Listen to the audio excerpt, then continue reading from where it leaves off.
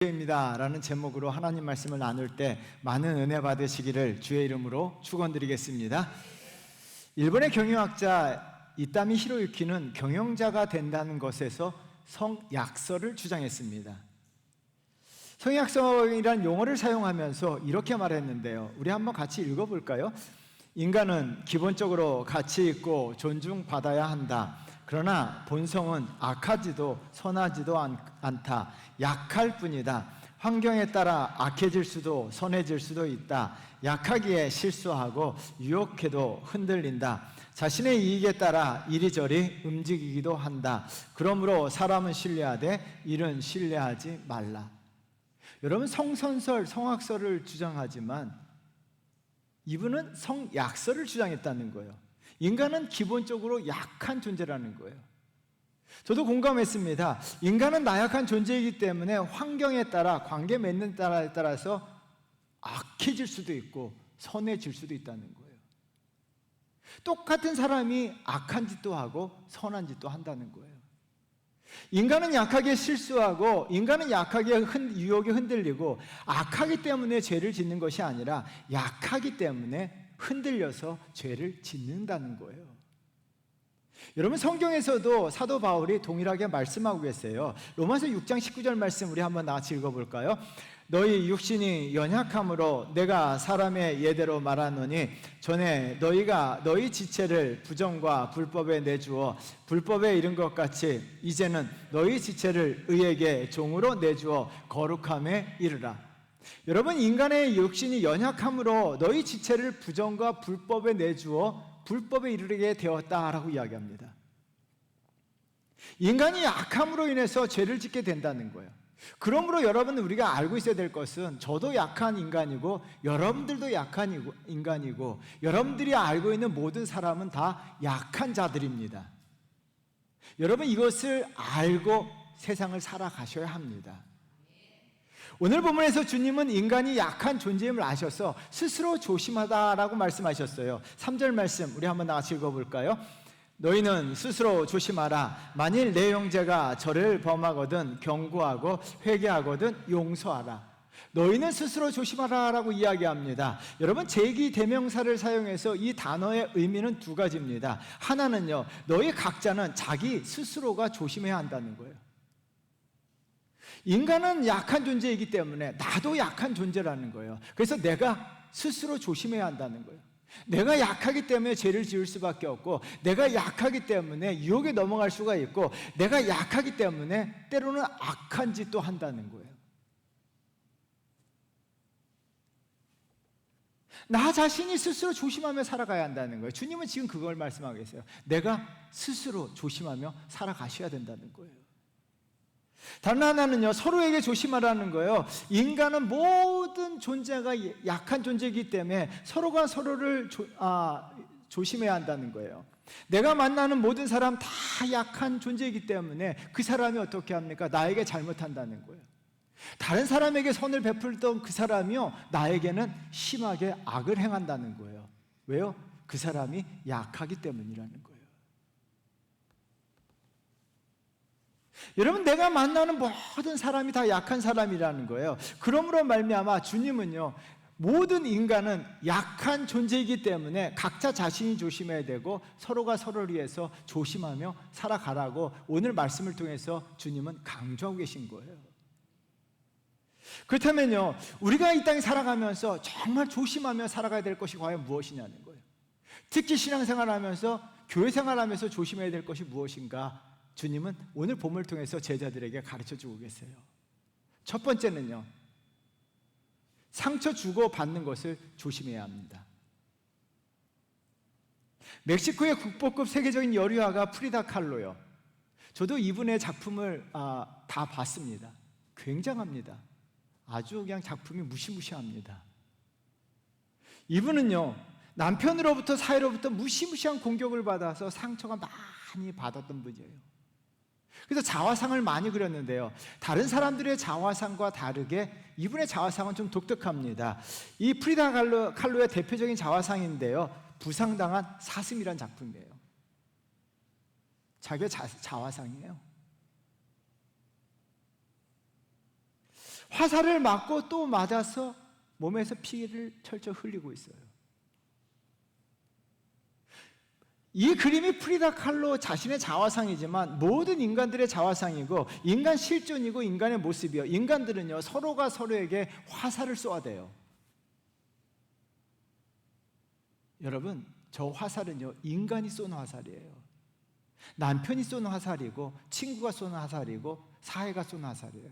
그 화살을 다 맞은 거예요. 또한 반대로요, 화살을 맞고 또 맞고 살아가는 게 인간이에요.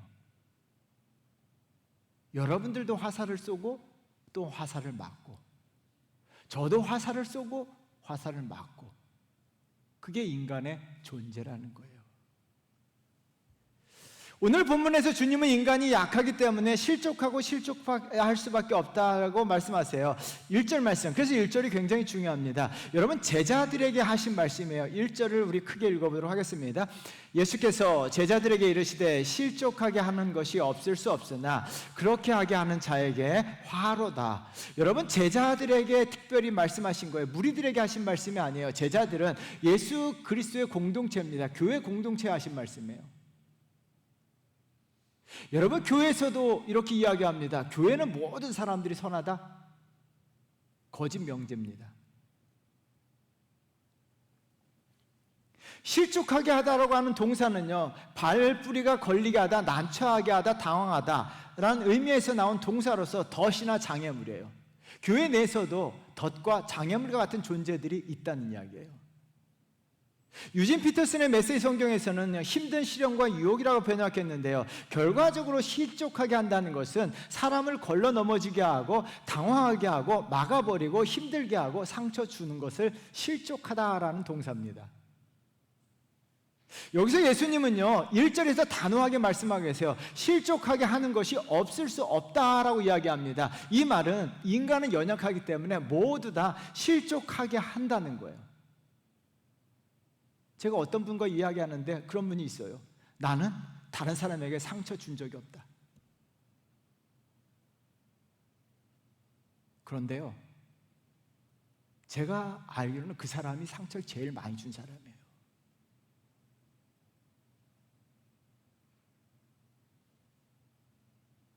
자기는 상처를 주면서 상처 주는 걸 몰라요.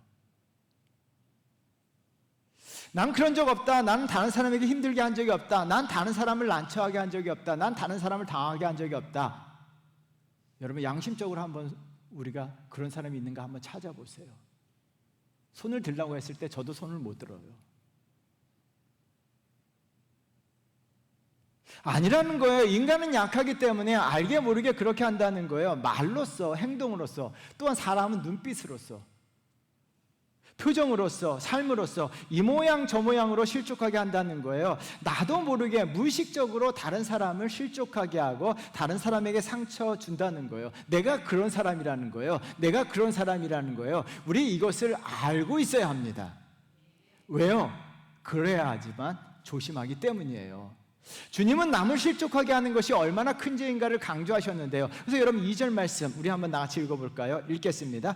그가 이 작은 자 중에 하나를 실족하게 할진대 차라리 연자 맷돌이 그 목에 매어 바다에 던져지는 것이 나으니라. 실족하게 하는 것이 얼마나 큰 잘못인가를 주님은 연자 맷돌이란 비유를 통해서 말씀하고 계세요. 연자 맷돌은요, 지경이 2m나 되고 50cm나 되는 엄청 무거운 거예요. 사진을 한번 보여주시면요, 여러분, 이거예요. 이 연자 맷돌은요, 그래도 사람이 돌리는 거예요. 이것을 목에 메고 바다에 들어가면 어떻게 될까요?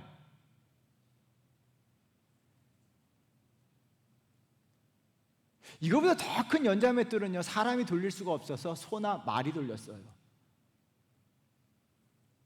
실제적으로요, 로마나 그리스에서는요, 극악한 죄인들을 사형시킬 때 연자 맷돌을 목에 걸고 바다에 집어넣어요.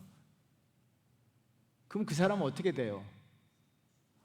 아무리 수영을 잘해도요, 저 연자 맷돌을 메고 바다에 들어간다는 것은 살아남지 못한다는 거죠.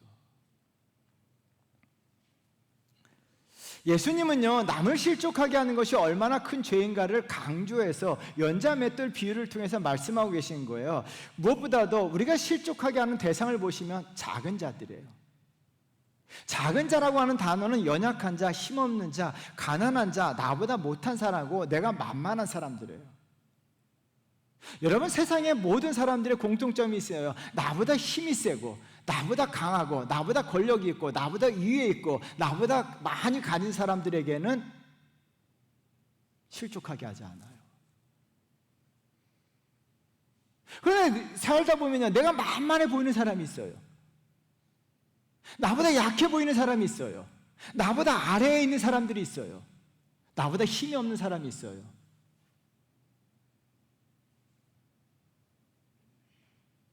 여러분, 요즘 시대가 그래요. 학부모들이 학교 선생님들에게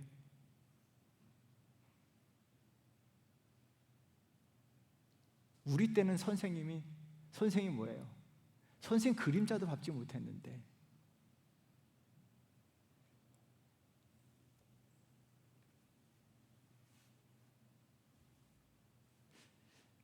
여러분, 나도 그런 사람이라는 거예요. 나도 나보다 약한 사람들에게 상처 주고 또한 실족하게 하는 그런 존재라는 거예요. 그러면요, 이것을 알아야 되는데요, 그러면 참 조심하게 된다는 거예요. 주님은요, 인간은 약하기 때문에 서로가 실족하게 할 수밖에 없기 때문에 조심하라고 말씀하고 계세요. 또한 이 말씀을 통해서 인간은요, 약하기 때문에 실족할 수밖에 없다는 거예요. 상대방이 한 말도요, 농담으로 한 말도 상처받고요, 인사만 받지 않아도 상처받는 게 인간이에요. 여러분, 그래서 이 말씀을 통해서 인간은요, 약하기 때문에 상처 주어도 받지 말라고 이 말씀을 강조해서 하신 말씀이에요.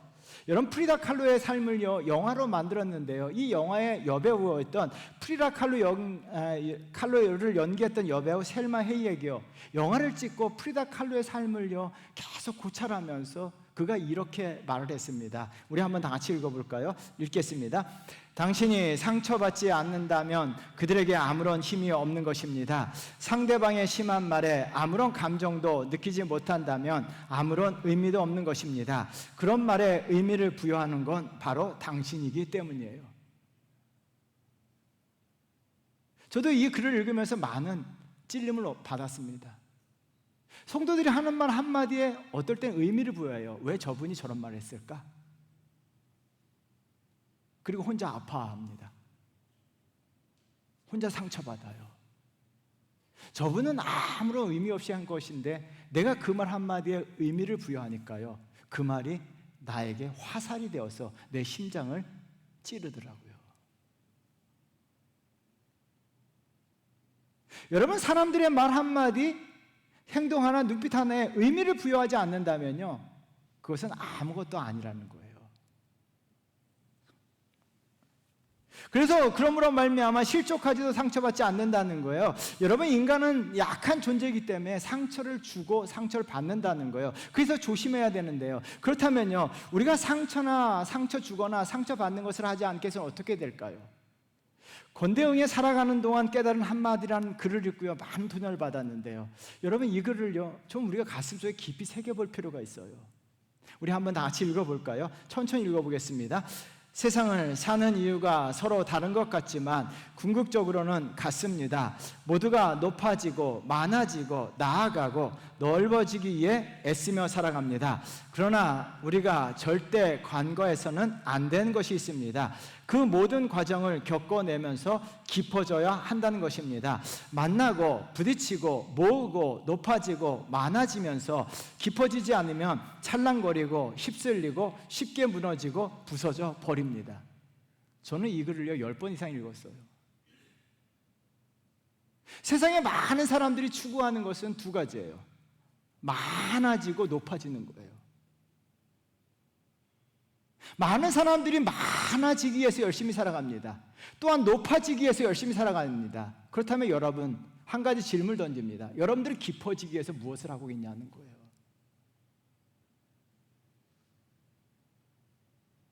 많이 가졌습니다. 높이 올라갔습니다. 그러므로 깊지 않음으로 말미암아 쉽게 찰랑거리게 되고, 쉽게 변질되고, 쉽게 상처받고, 쉽게 상처를 주고, 쉽게 부서지고, 쉽게 무너져.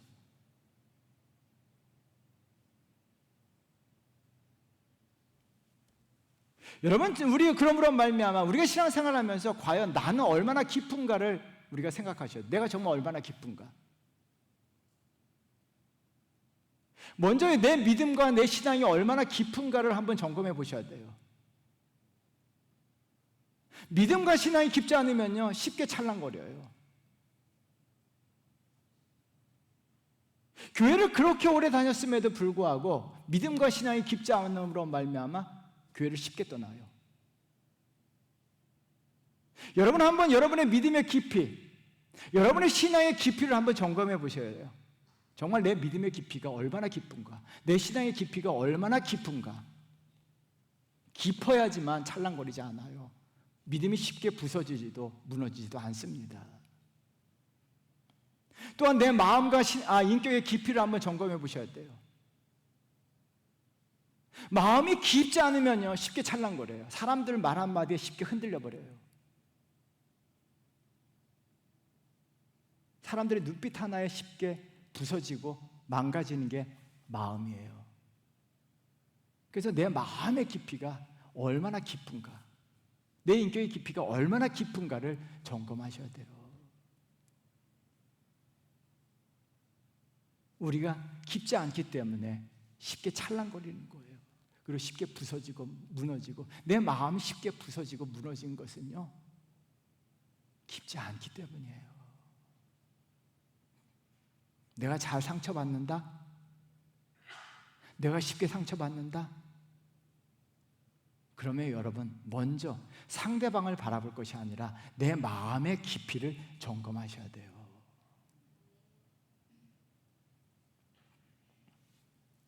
여러분, 저와 여러분들은 믿음과 신앙이 깊어져야 될 줄 믿습니다. 여러분, 많이 가지려고 노력하십시오. 높아지려고 노력하시고 애쓰십시오. 근데 여기서 끝나서는 안 돼요. 깊어지셔야 됩니다. 깊어지셔야 합니다. 믿음이 깊어지셔야 합니다. 신앙이 깊어지셔야 합니다. 마음이 깊어지셔야 합니다. 그래서 깊은 사람이 되셔야 돼요. 우리 주원교회 성도 여러분, 그래서 우리 다 깊어집시다. 그래서요, 이 찰랑거리지 아니하고 믿음도 신앙도 깊어져 가지고요, 흔들리지 않고 부서지지 아니하고 깨지지 않는 그런 믿음, 마음도 깊어져 가지고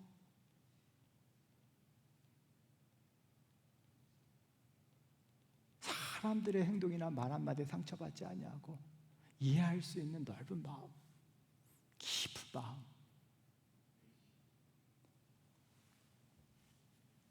그렇다면 어떻게 해야 나를 깊어지게 할까요? 여러분, 나를 깊어지게 하는 것은 한 가지밖에 없습니다. 하나님의 말씀입니다. 하나님의 말씀을 내 안에 받아들이게 되면요, 그 말씀을요, 내 안을 파고 들어갑니다. 그래서 어떻게 합니까? 하나님 말씀과 가까이 하게 되고 말씀과 친해지게 되면요, 그 말씀으로 인해서 믿음과 신앙이 깊어집니다. 여러분, 그래서 말씀과 멀어지면 멀어질수록요, 내 믿음과 신앙은 얇아져요. 말씀과 가까이 하면 할수록 그 말씀이 내 안에 들어와서 역사하게 되면요, 내 믿음이 깊어지게 되고 신앙이 깊어집니다. 더 나아가서 말씀은요, 내 마음과 인격을 깊어지게 합니다. 그래서 하나님의 사람들, 말씀으로 무장한 성도들은요, 쉽게 찰랑거리지도 아니하고 쉽게 부서지지도 아니하고 쉽게 무너지지도 않습니다. 왜요? 말씀의 깊이가 있기 때문이에요. 저와 여러분들 이런 성도 되어야 될 줄 믿습니다. 말씀으로 깊은 성도들은요, 교회 생활하면서 상처받지도 상처 주지도 않아요. 오히려 치유자의 삶을 살아가요. 제가 굉장히 좋아하는 학자가 헨리 나우엔이에요. 이분이 예수 그리스도를요, 이렇게 정의했습니다. 상처 입은 치유자. 저는 이 책을 읽다가 펑펑 울어본 책이 이 책이에요.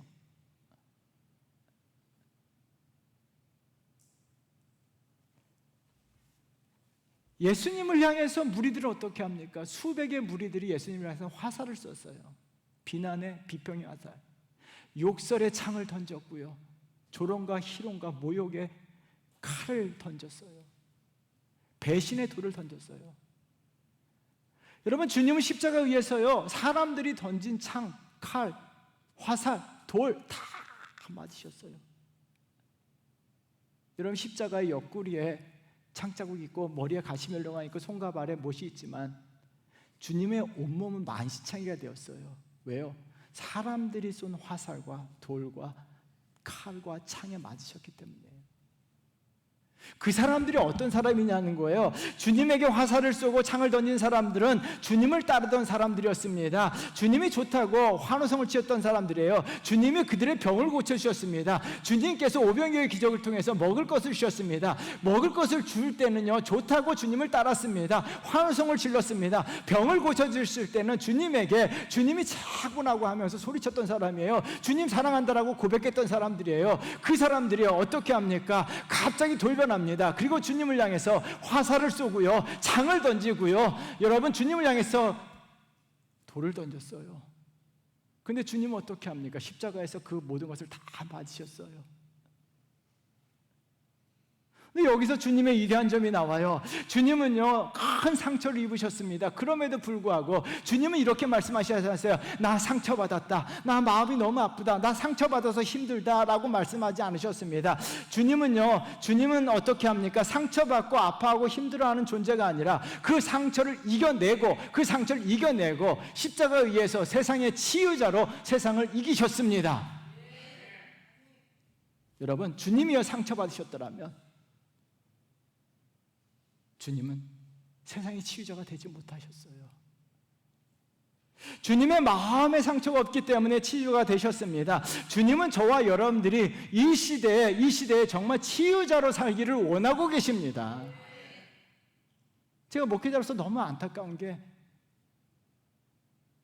요즘 우울증에 걸려서 힘들어하는 사람들이 너무나 많아요.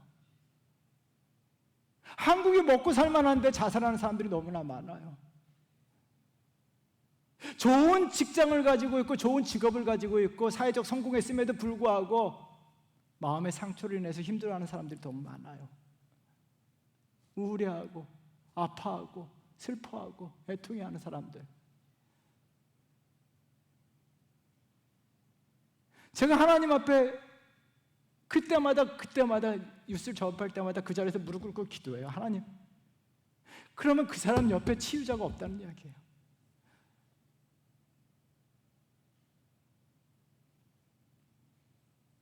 제가 막 회개할 때가 많아요.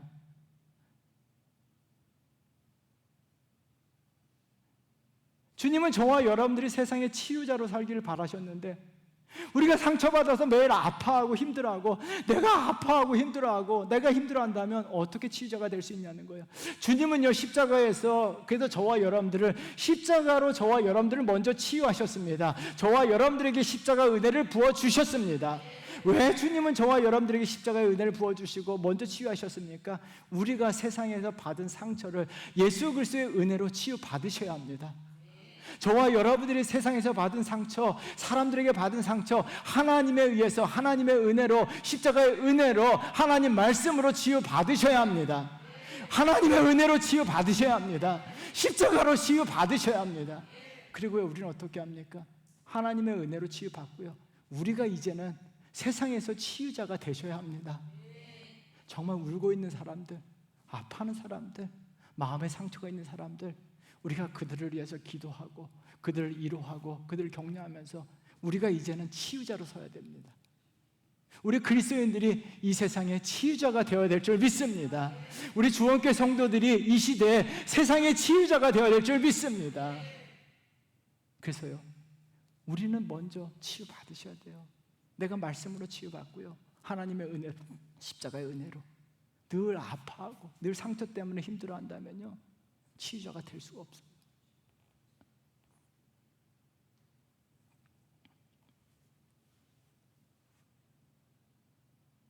그래서 저와 여러분들 통해서 저의 간절한 기대와 소망은요, 우리 그리스도인들로 말미암아 정말 마음 아파하고 슬퍼하고 애통하는 자들이 치유받기를 바라고, 우리 주원교회 성도들이 그와 같은 세상의 치유자로 살기를 주의 이름으로 축원드립니다. 여러분, 나도 약하고 너도 약하고 우리 다 약한 존재들이에요. 그래서 우리는 상처 주고 상처 받아요. 그게 어쩔 수 없는 현실입니다. 약하기 때문에요. 그러나 우리가 상처 줄 수도 있고 받을 수도 있지만 우리는 예수 그리스도의 십자가의 은혜로 우리가 상처 치유받고요, 우리가 세상에서 치유자로 살아가는 은혜가 있기를 주의 이름으로 축원드리겠습니다. 두 번째는요, 우리가 잘못에 대해서 조심하셔야 돼요. 은희경의 빛의 과거라는 책이 있어요. 굉장히 좋은 책이더라고요. 이 책을 읽다가, 저는 책을 읽다가 감동을 받으면 책을 덮고 질문을 던져요. 이 책에 이런 말이 나와요. 우리 한번 다 같이 읽어볼까요? 읽겠습니다. 인간에게서 가장 멀리까지 간 것은 무엇일까? 그것은 1977년 우주로 떠난 탐사선 보이저 호이다. 긴 시간 동안 목성, 토성, 천왕성, 해왕성의 곁을 차례로 지나며 그 별들의 사진을 지구로 전송했다. 지금은 태양계를 벗어나 200억 킬로미터 넘게 떨어진 인터스텔라를 비행하고 있다. 나사에서 보이저 40주년을 기념하기에 포스터를 제작했다. 제목이 붙었다. The Farthest, 가장 먼 곳. 가장 먼 곳. 인간에게서부터 가장 먼 곳. 이 먼 곳이라는 단어가, 그리고 옆에 펜으로 가장 먼 곳이라고 해놓고 물음표를 찍어놨어요.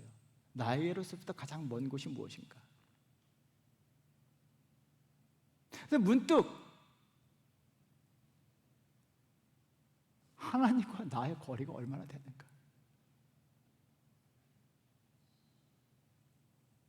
출애굽기 20장 21절에 우리가 많이 묵상해야 될 말씀인데요, 우리 한번 나같이 읽어볼까요? 백성은 멀리 서 있고 모세는 하나님이 계신 흑암으로 가까이 가니라. 여러분, 이 말씀을 읽으면서 여러분 어떤 느낌 드셨습니까? 지금 모세의 삶을 살고 계십니까? 이스라엘 백성의 삶을 살고 계십니까? 모세는 하나님과 가까이 있다라고 이야기하고 백성들은 하나님과 멀리 있다라고 이야기합니다.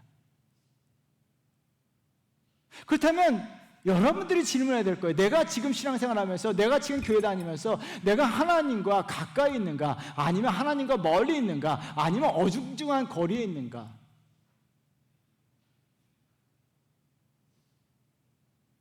여러분, 출애굽기 읽어보면서 한 가지 반드시 아셔야 될 것이 있습니다. 하나님과 가까이 함이 내게 복입니다. 하나님과 가까울수록 하나님의 은혜와 능력과 축복이 내 삶에 임합니다.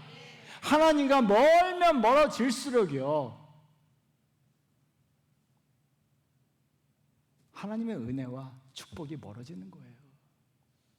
따라하겠습니다. 하나님을 가까이 함이 내게 복이라. 다시 한 번입니다. 하나님을 가까이 함이 내게 복이라. 여러분, 이 말씀을 믿으십니까? 그렇다면 내가 항상 하나님과 가까이 있는가 멀리 있는가? 내가 축복받기 위해서는 하나님과 가까이 있는 거예요. 여러분, 하나님 한 가지 질문 던졌습니다. 하나님과 나로부터, 하나님으로부터 멀어지게 하는 것이 과연 무엇이냐는 거예요.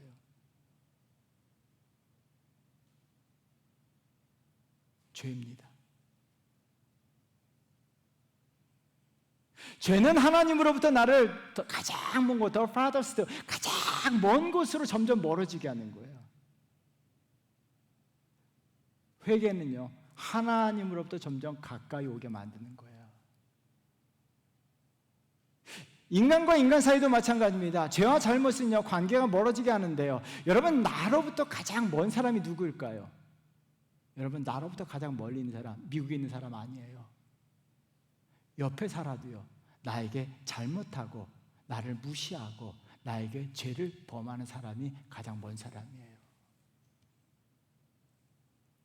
주식 용어에 손절이라는 단어가 있어요.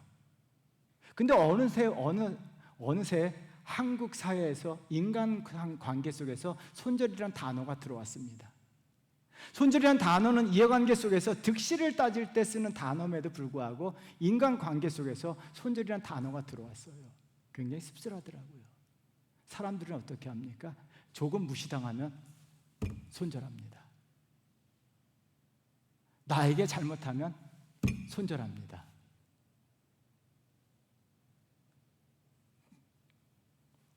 잘 될 수밖에 없는 너에게라는 책 꼭 자식들에게, 자녀들에게 꼭 읽혀주면 좋은 책이에요. 이 책에 이런 말이 나와요.